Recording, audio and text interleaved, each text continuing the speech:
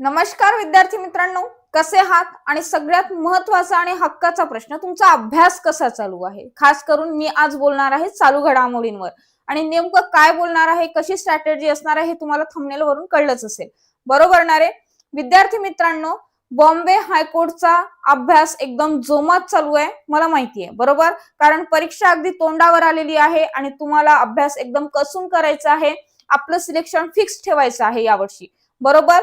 मग प्रत्येक शिक्षक तुम्हाला आपापली स्ट्रॅटेजी देत असतो, पण मी तुम्हाला माझी एकदम सोपी पद्धत सांगणार आहे की अभ्यास कसा करायचा, आणि खास करून तो माझ्या विषयाचा चालू घडामोडीचा. विद्यार्थी मित्रांनो, चालू घडामोडी हा एवढा महत्वाचा विषय आहे बॉम्बे हायकोर्टच्या दृष्टीनं की तो तुम्हाला सिलेक्शन मिळवून देऊ शकतो. म्हणजे चालू घडामोडीला तुम्ही गेम चेंजर सुद्धा म्हणू शकता. चालू घडामोडीमध्ये जर तुमचे पैकीच्या पैकी मार्क्स आले तर तुमचं सिलेक्शन एकदम पक्क असू शकतं, बरोबर? चला तर जाणून घेऊया एकदम कट टू कट आणि परफेक्ट स्ट्रॅटेजी. कशासाठी? तर चालू घडामोडीच्या अभ्यासासाठी. प्रश्न काय असतात डोक्यात अभ्यास करताना? नेमकं कुठून सुरुवात करायची, कुठले टॉपिक्स करायचे, बरोबर ना? त्यानंतर सोर्सेस कुठले वापरायचे, नोट्स कशा काढायच्या, किती दिवसांचा चालू घडामोडींचा अभ्यास करायचा, पेपर तर एप्रिल मध्ये होणार आहे, मग 2025 पासून करायचं की फक्त 2026 करायचं, हे सगळं आपण आपल्या डोक्यात घोळत असतं. याच प्रश्नांचं शंका निरसन आजच्या सेशन मध्ये मी करून घेणार आहे. ओके विद्यार्थी मित्रांनो, चला लक्षात असू द्या, आपला टॉपिक अत्यंत महत्वाचा आहे, चालू घडामोडी. ओके, पुढे बघा विद्यार्थी मित्रांनो,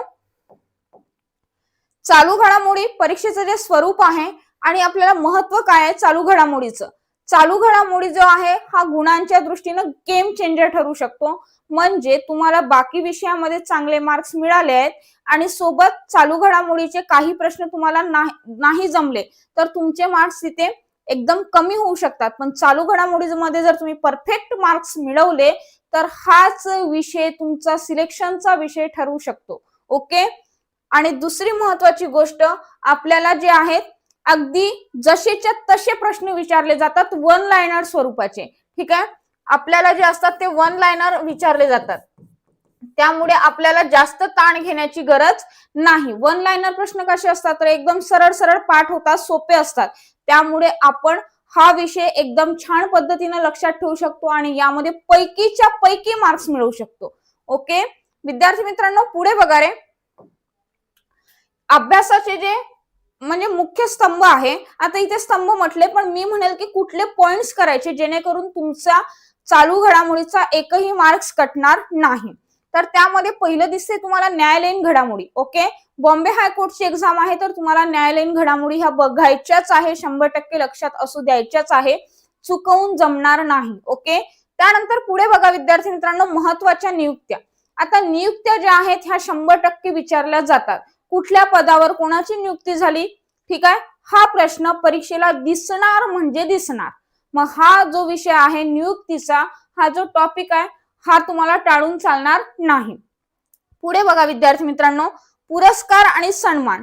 पुरस्कार जे आहेत मग ते क्रीडा क्षेत्रातले पुरस्कार असो, पद्म पुरस्कार असो, ठीक आहे, हे पुरस्कार तुम्हाला विचारले जातात.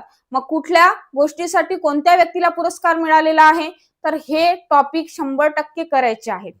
क्लिअर? कारण तुम्ही बघा पीवायक्यू बघितलेत का? पीवायक्यू चाळून बघा, तुम्हाला पुरस्कारावर प्रश्न दिसणार, नियुक्तीवर प्रश्न दिसणार, आणि त्याच बेसवरून मी तुम्हाला सांगते, खात्रीने सांगते की तुमचा मार्क जाणार नाही जर हे टॉपिक तुम्ही केले तर. ओके, पुढे बघा रे, क्रीडा घडामोडी आहेत. क्रीडा घडामोडी तुम्हाला विचारल्या जाऊ शकतात विद्यार्थी मित्रांनो. कुठली क्रीडा स्पर्धा कुठे झाली, यजमान देश कोण होतं, ठीक आहे, कोणाकोणामध्ये झाली, कोणता विजेता गट आहे, कोणता उपविजेता गट आहे, ह्या सगळ्या गोष्टी विचारल्या जातात.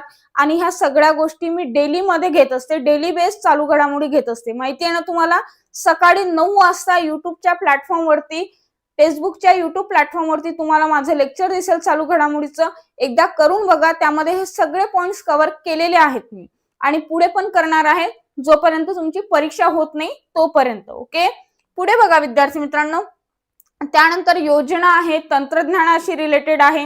मग तुम्ही म्हणणार मॅडम एवढंच करायचं का, महाराष्ट्राशी रिलेटेड करायचं की भारताचं करायचं की आंतरराष्ट्रीय करायचं? हे बघा, चालू घडामोडी हा जो विषय आहे हा अत्यंत व्यापक विषय आहे आणि ज्यामध्ये आपल्याला सगळं काही विचारलं जाणार आहे.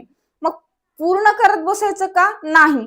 जे विषय विशेष चर्चेत असतात, खूप जास्त हायलाइट होतात, ते करायचे आहे. आपल्या स्टेट बद्दल तर आपल्याला सगळं काही ठेवायचंच आहे लक्षात, भारतातले पण ठेवायचे आहे, पण आंतरराष्ट्रीय चालू घडामोडी आहेत ह्या सगळ्याच्या सगळ्या विचारल्या जाणार नाही, विशेष चर्चेत असलेल्या विचारल्या जाणार. ओके, तर ते मात्र तुम्हाला लक्षात ठेवायचं आहे. पुढे बघा रे,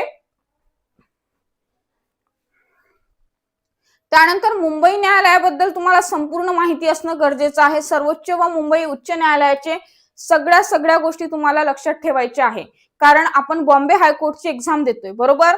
त्यानंतर नवीन न्यायाधीशांची नियुक्ती आहे, पात्रता आहे, कोणाच्या जागेवर रुजू झालेल्या आहेत, ह्या सगळ्या गोष्टी माहिती असणं गरजेचं आहे.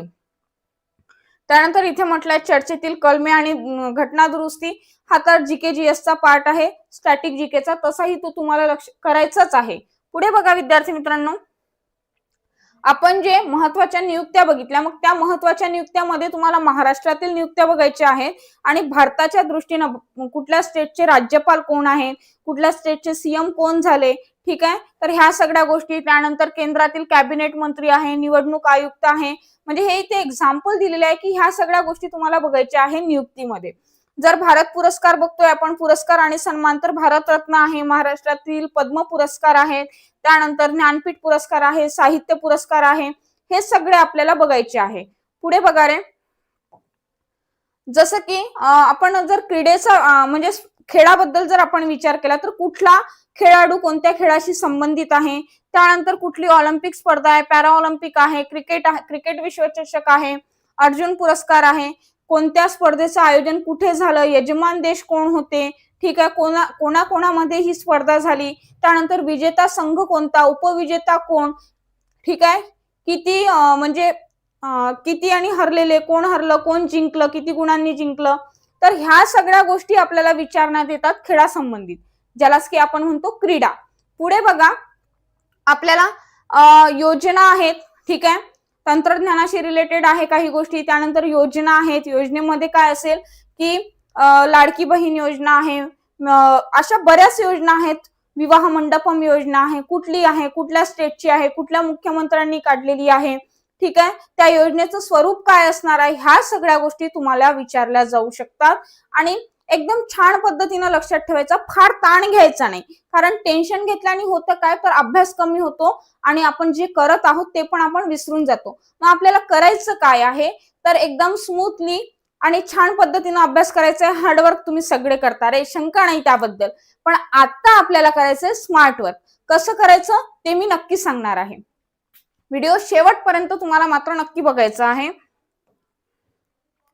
विद्यार्थी मित्रांनो, आता तुमचा प्रश्न असतो की आपण किती दिवसांचा चालू घडामोडी कळायचा, तर तो चालू घडामोडी आपल्याला करायचा आहे मागील 8 ते 10 महिन्याचा, बरोबर.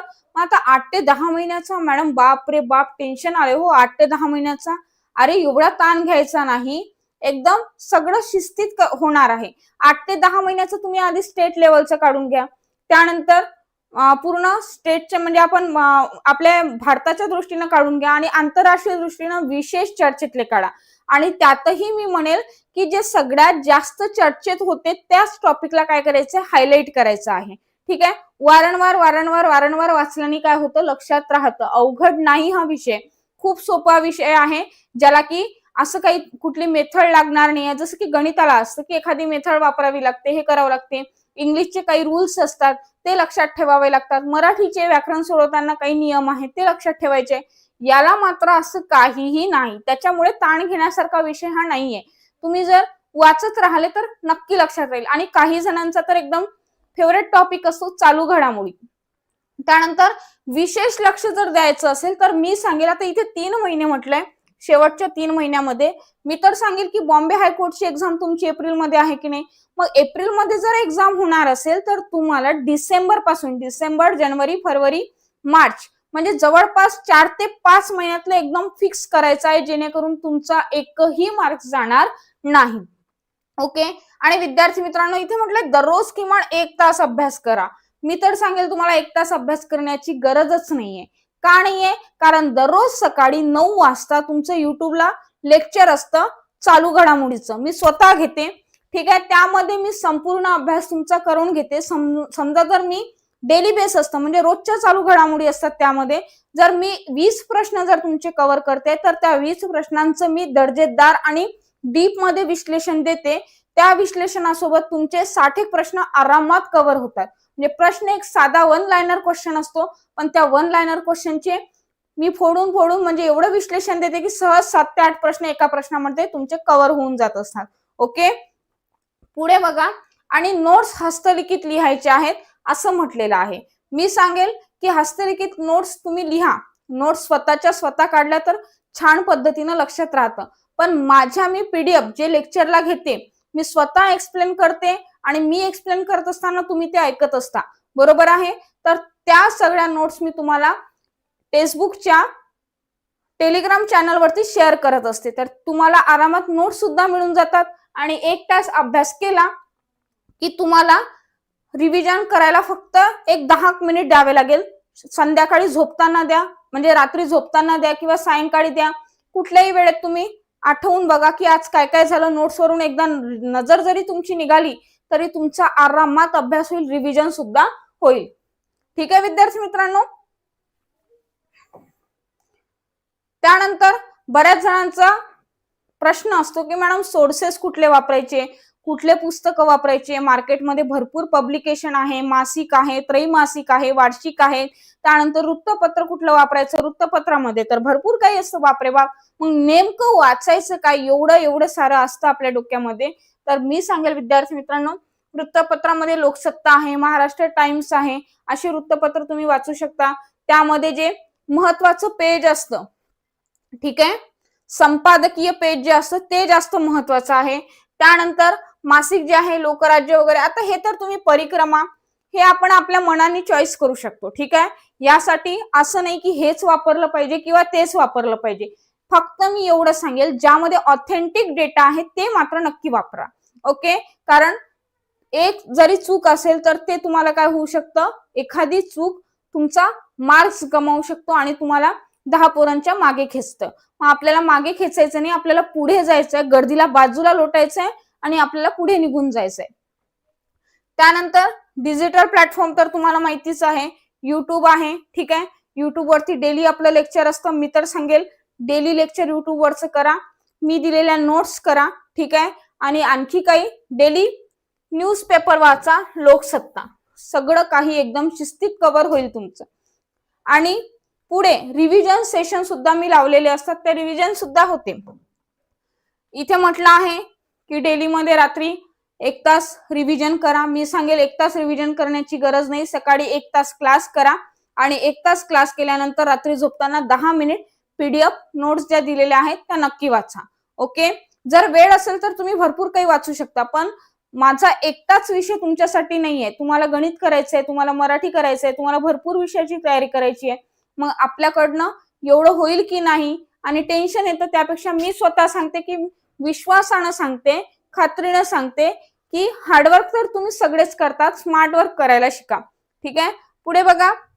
रविवारी संपूर्ण आठवड्याचा आढावा घ्या आणि काय करा, टेस्ट सोडवा, क्विज सोडवा.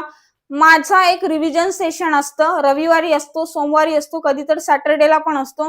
म्हणजे संपूर्ण आठवड्याभराच्या मी काय करते की आठवड्याची रिव्हिजन घेते, मग 15 दिवसाची एकत्र, मग 3 आठवड्याची एकत्र, मग संपूर्ण एका महिन्याची एकत्र.